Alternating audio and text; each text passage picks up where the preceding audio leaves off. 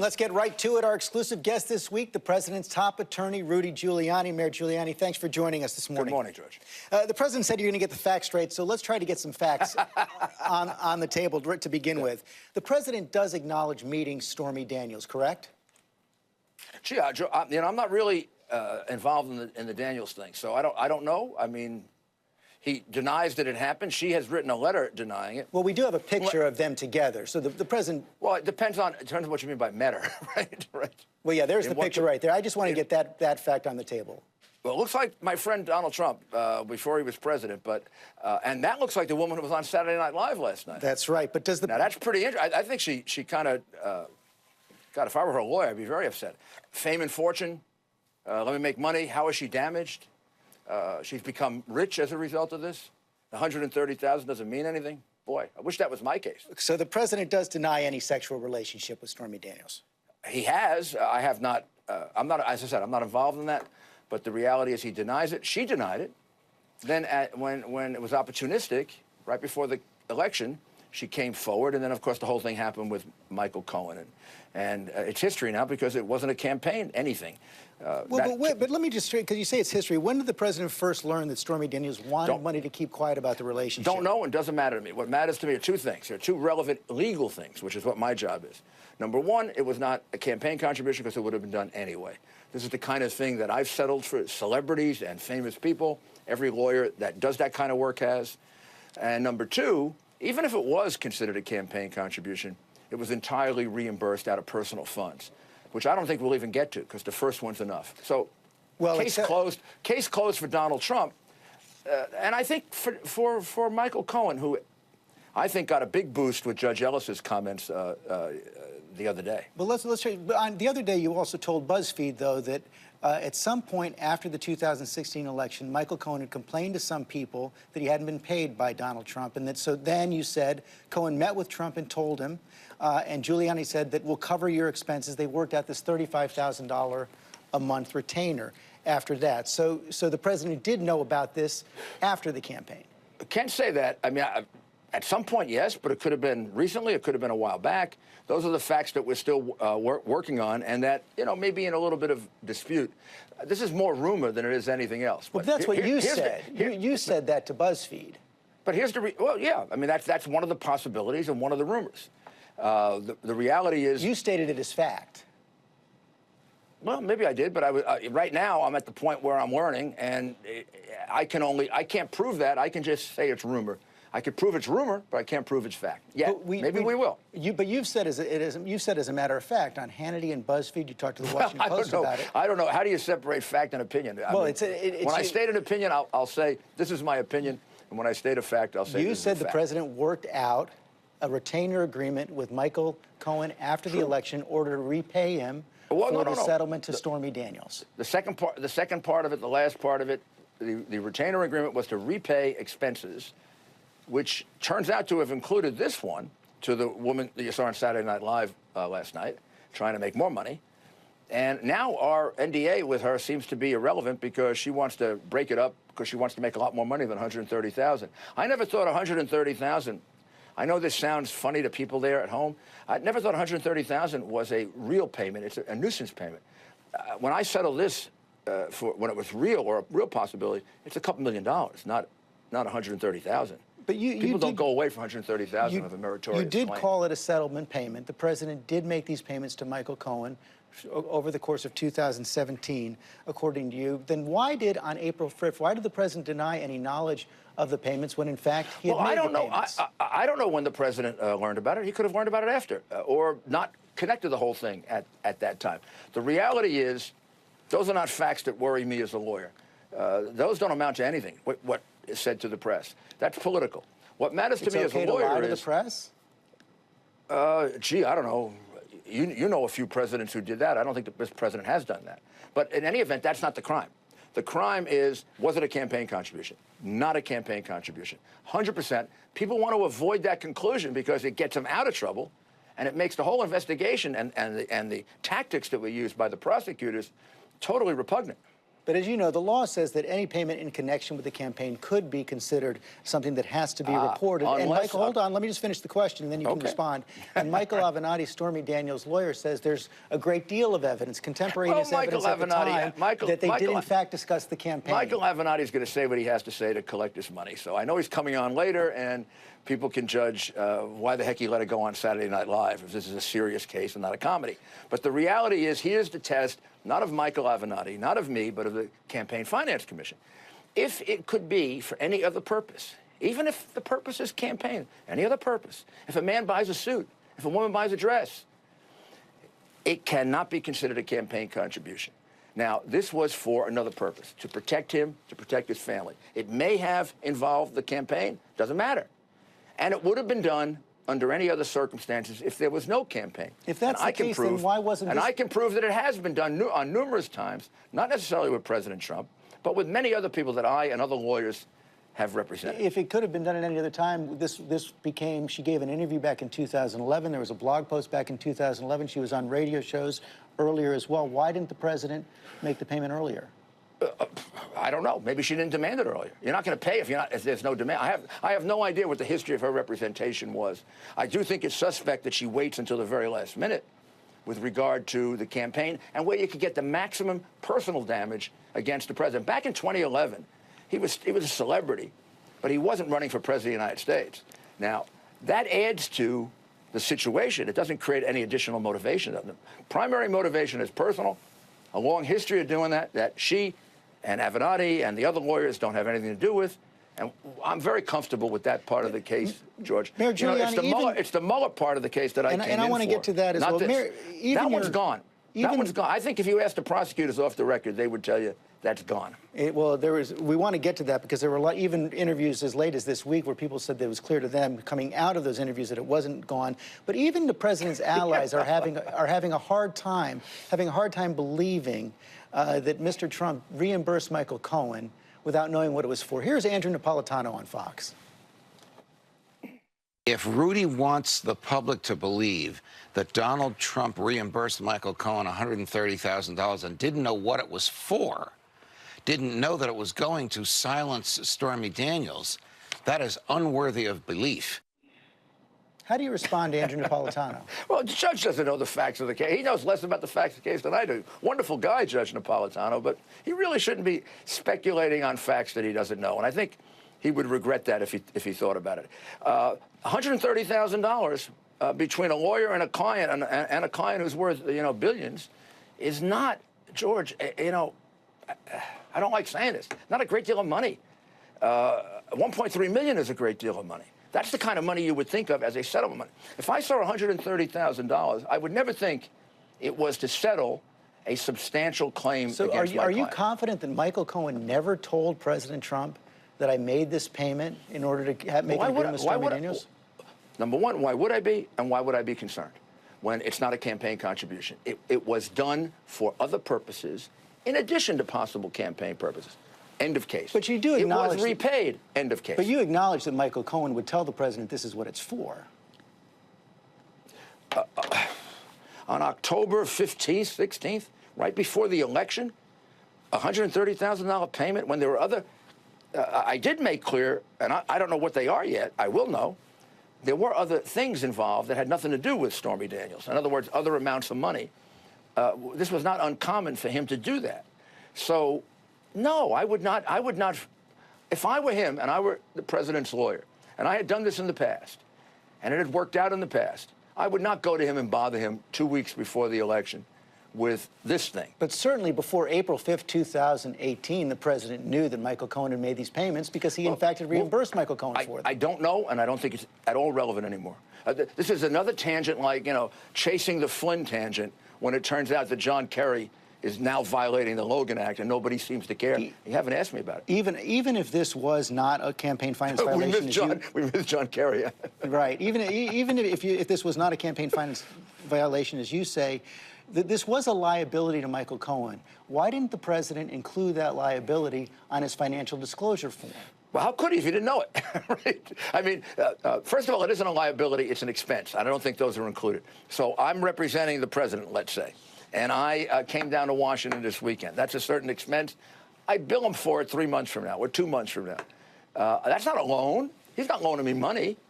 I'm my law firm, or in this case because I'm representing him individually, I lay out the money and then he pays me back. Sometimes those expenses go on for a couple of years. But but you even called it a settlement payment, so this would be something that he owes Michael Cohen. He didn't file his financial disclosure until June of 2017. He knew he had this liability to Michael Cohen. George, he it's didn't not a include loan, it on his financial disclosure form. But it's not a loan. It's an expense. You don't include all legal fees or all legal payments on your financial disclosure form.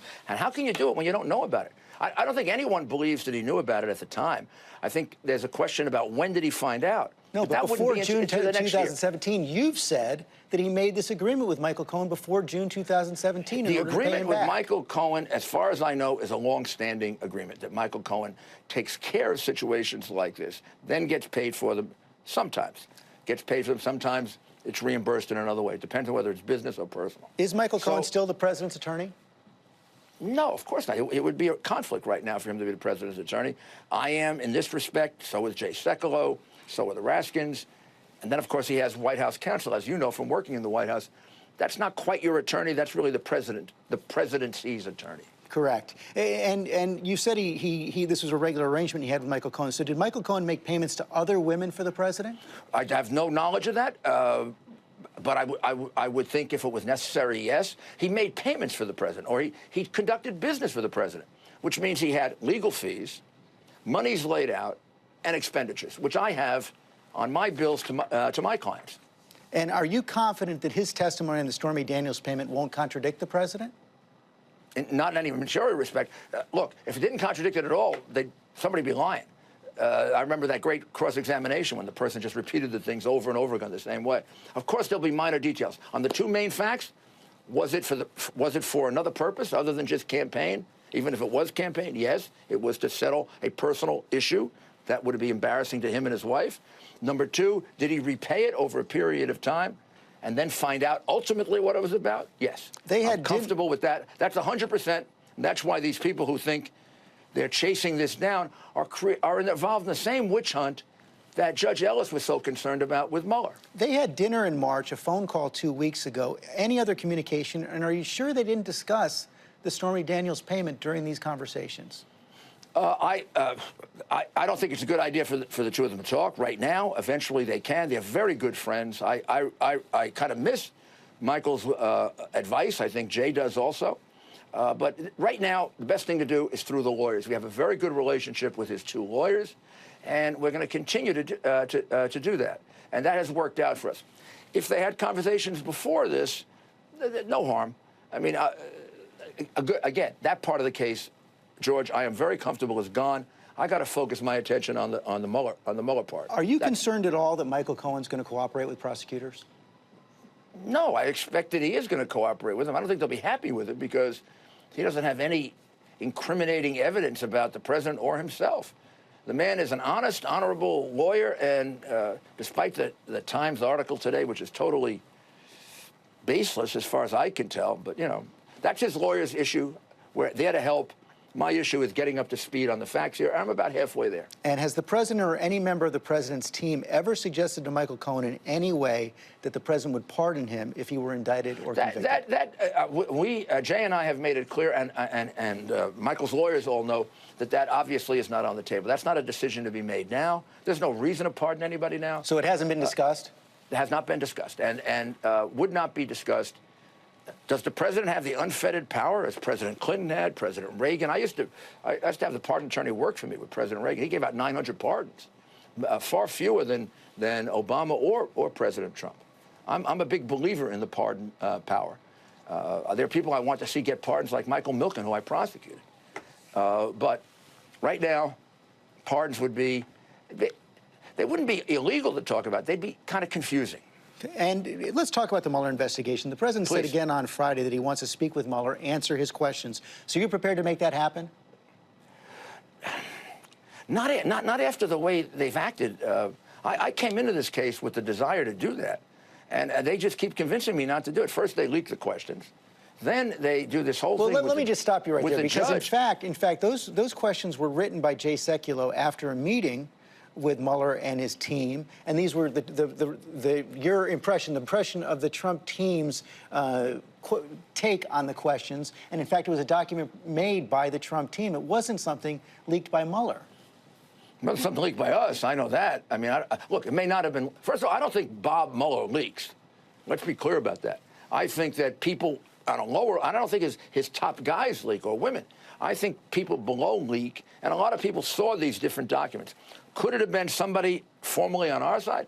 Could it have been somebody formally on theirs? I don't know. Main fact is, I don't care. My client's prejudiced by that. But in a way, we were helped by it. So I guess that's why they suspect us.